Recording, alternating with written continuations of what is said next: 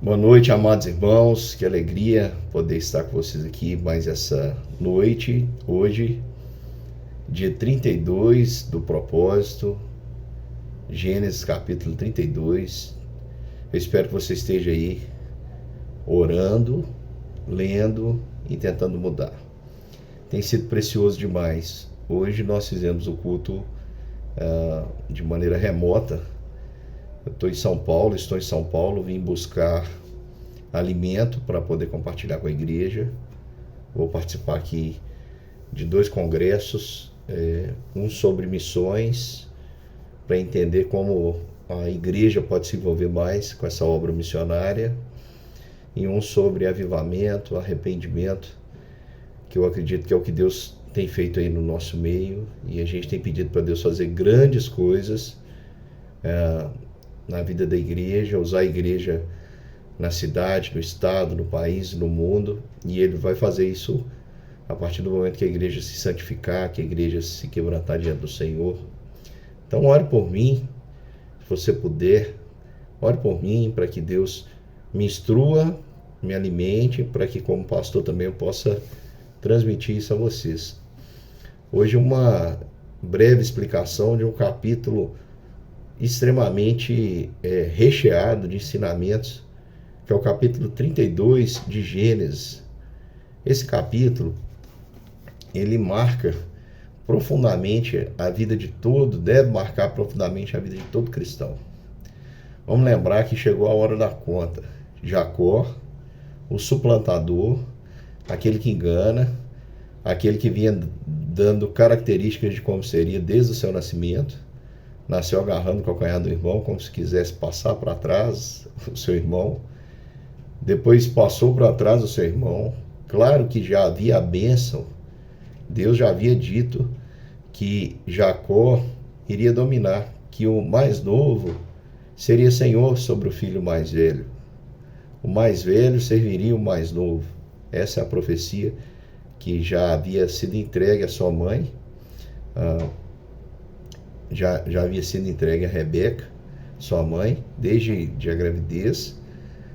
Agora Jacó usou dos seus próprios meios, não era dessa forma que deveria ser, mas Jacó roubou o direito da primogenitura, e ele foge para Padã Arã, com medo, temor do seu irmão Esaú, que era um valente caçador, um homem extremamente com aptidões naturais extremamente interessantes, forte, eu imagino, ao ponto de causar em Jacó, que era um homem pacato, mas a gente vai ver que ele é bem forte também, porque ele foge e chegando lá ele tira a pedra sozinho do poço. É uma coisa que precisava de muitos homens para fazer, ele faz sozinho, dá água aos rebanhos ali, da sua futura esposa Raquel. Então, queridos, a gente chega no momento em que Jacó agora está indo encontrar com aquele que o fez fugir. Jacó está indo de encontro ao seu maior temor, chamado Esaú. E quando ele chega o momento dele confrontar o seu maior medo, a Bíblia nos diz no capítulo 32 que ele tem uma visão de anjos. Ele não vê só o seu acampamento, que era grande, mas ele vê também um acampamento de anjos. Por isso ele chama aquele lugar de Manaim, que quer dizer 2 acampamentos. E aqui a gente aprende uma lição. Meu querido irmão, vai chegar um momento em que Deus vai confrontar você com os seus temores. Vai chegar um momento em que você talvez vá responder por erros. E é o Senhor que nos faz enfrentar os nossos medos. E quando você tiver que enfrentar os seus medos, acredite na providência de Deus. Jacó ia, mas não ia sozinho. Os anjos do Senhor estavam com ele para o fortalecer. E ele continua então a sua ida de encontro ao seu maior medo, que era Esaú. E ele ora. É interessante que a primeira oração registrada desta forma na Bíblia. E Jacó faz uma oração belíssima. Nós percebemos aqui o que Deus fez da vida daquele homem suplantador, um homem sem temor, um homem que tinha a capacidade de tramar sobre algo tão sério que era a bênção do seu pai, enganar o seu pai, e fugiu dali daquela terra, foi muito humilhado, partiu sem nada, mas a gente percebe que Jacó queria o que Esaú desprezou. E quando Deus percebeu isso, na graça dele, ele quis dar a Jacó isso. Jacó não merece, é graça, mas ele quis dar. E no caminho para Padan, Deus promete que faria isso. E agora Jacó faz uma oração lembrando. Ele diz assim, versículo 9, orou Jacó: Deus de meu pai Abraão, Deus de meu pai Isaac. Perceba que ele ainda não fala que o Deus é o Deus dele. Ó Senhor, o Senhor que me falou que eu quero para eu voltar para minha terra, que o Senhor, para minha parentela. Olha a declaração: eu sou indigno de todas as suas misericórdias e toda a fidelidade que tens usado para com teu servo.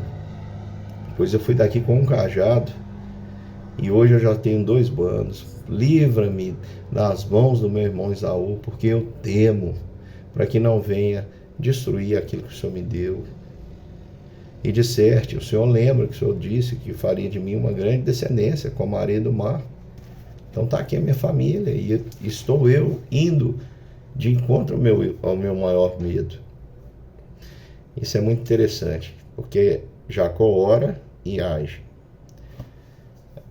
A oração e a ação, ela tem que andar sempre juntas. Eu preciso orar e preciso agir. Por exemplo, eu às vezes oro para que haja uma reconciliação com uma determinada pessoa, mas eu não faço para que nada daquilo aconteça. Está errado. Você pode orar e agir. O que Jacó fez não é errado, viu, irmãos? Jacó, ele disse aqui: eu vou mandar presentes para o meu irmão, porque eu vou aplacar a ira dele.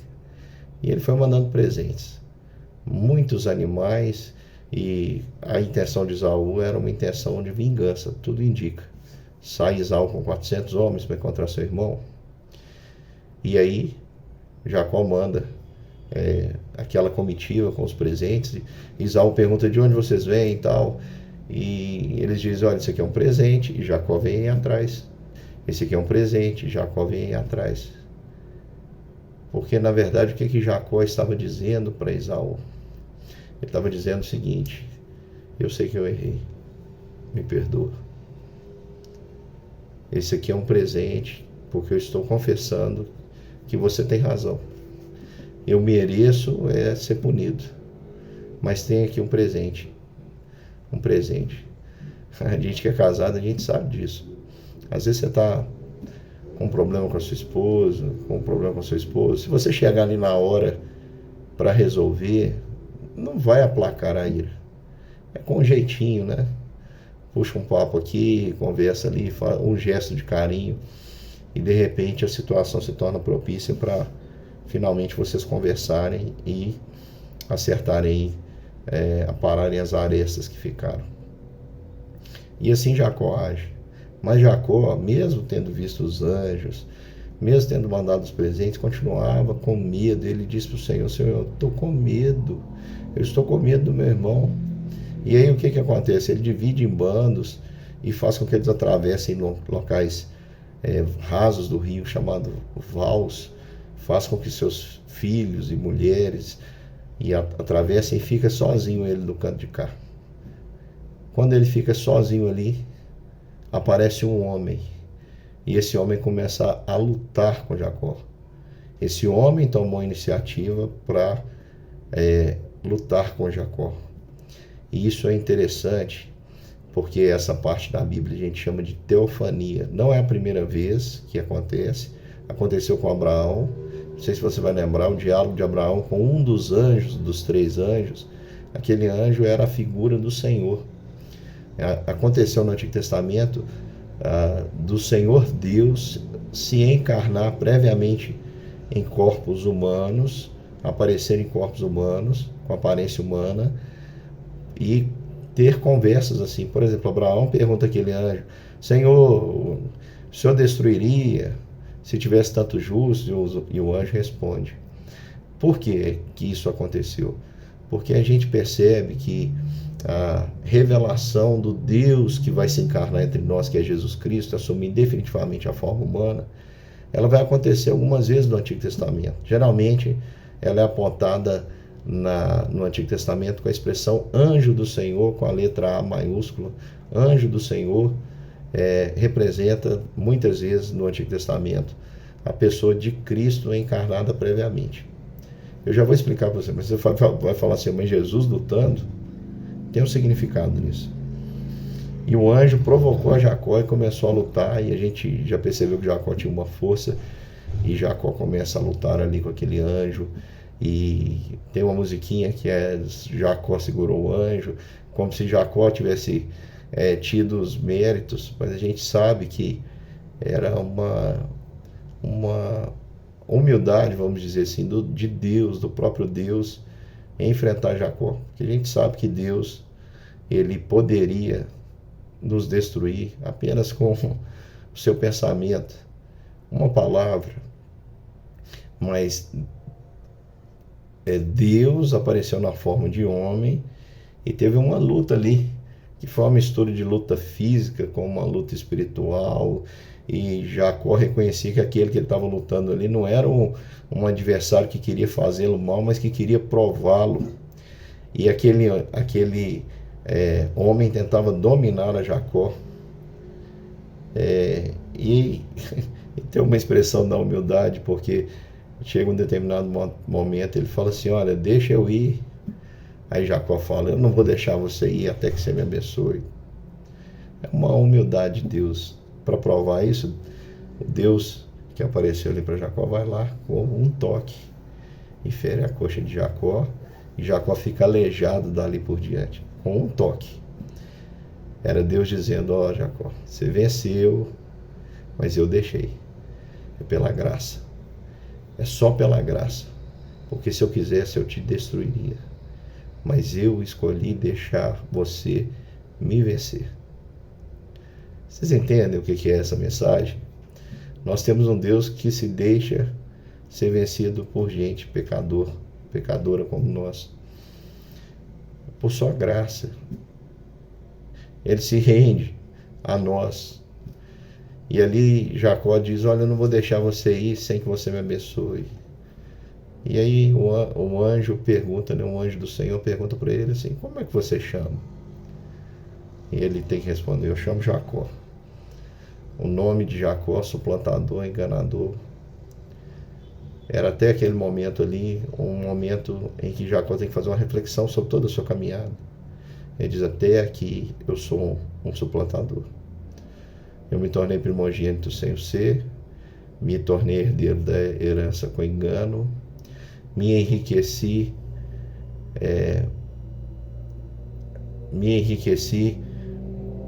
por causa da bênção de Deus, e fui considerado ainda pelo meu sogro um enganador, um suplantador.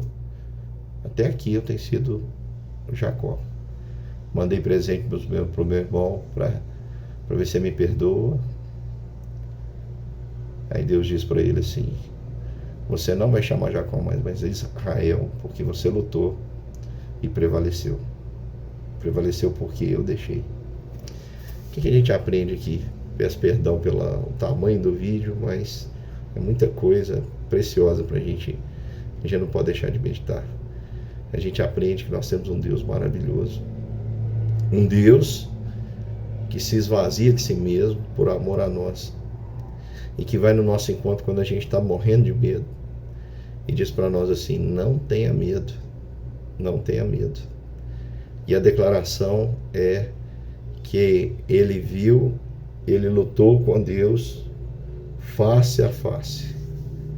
Ele lutou com Deus e o abençoou e chamou aquele lugar Peniel, porque disse: vi Deus face a face e a minha vida foi salva. Jacó, aquele momento, ele declara: eu fui salvo. De quem? De mim mesmo. eu não sou mais enganador. Eu sou outra pessoa. Eu sou Israel. Eu sou Israel.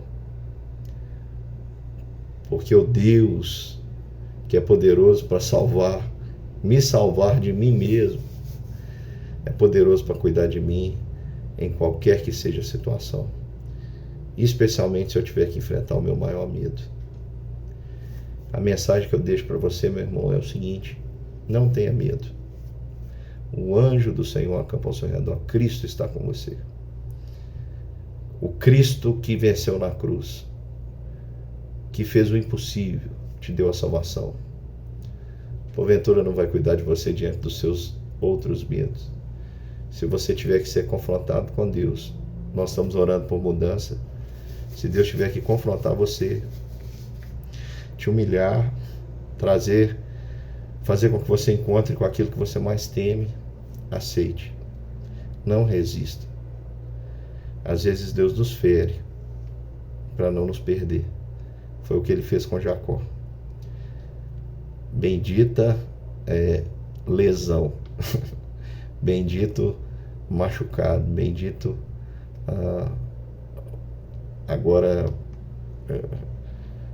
bendita deficiência que Jacó herdou, porque eu faria lembrar para sempre na presença de quem ele estava, de um Deus que vence. Lá no Novo Testamento a gente vai ver Paulo passando pela mesma situação, elevado ao céu, vê coisas inefáveis e volta de lá com um espinho na carne, para ele lembrar quem ele é e para lembrar que a graça de Deus basta. A graça de Deus basta para você, meu irmão, que é pecador. E saiba que Deus muda vidas.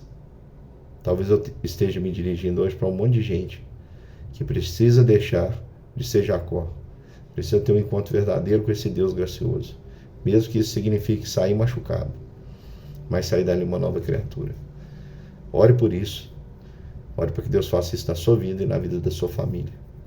Deus abençoe. Um beijo. E mais uma vez eu peço, orem por mim. Fiquem com Deus e até amanhã.